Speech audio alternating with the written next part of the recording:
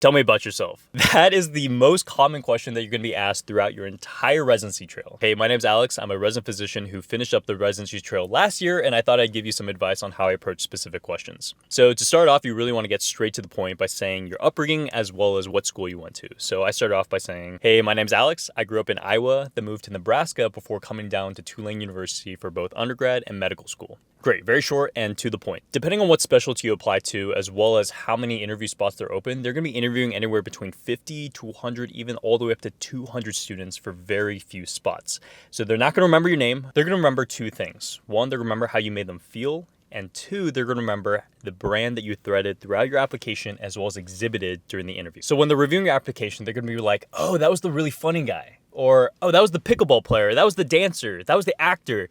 They're going to remember the specific brand. So I keep throwing this word brand around. And what do I mean by that? So you've threaded throughout your application in your personal statements, in your research interests, your leadership. You may even have won an award for it. So if it's truly part of your identity, it should be threaded throughout your application and be exhibited very briefly in the introductory aspect when they ask you, tell me about yourself. So let's use pickleball for an example. If you truly love pickleball and it's part of your identity, then it should be threaded throughout your application. In your personal statement, you may have explained how pickleball, like the technical aspects, led you into appreciating a specific aspect of your field. Maybe you're president of your pickleball club and you've implemented specific leadership qualities by starting initiatives and hosting tournaments. Maybe you've even researched the effects of pickleball and injuries in your specific field. And if it's really part of your identity, then maybe you won some awards and it's really embedded and threaded throughout the application. You don't have to flex pickleball in the way beginning when they say, tell me about yourself, because you know that it's threaded throughout your application and they're going to ask questions about it later on, especially if they're interviewing you,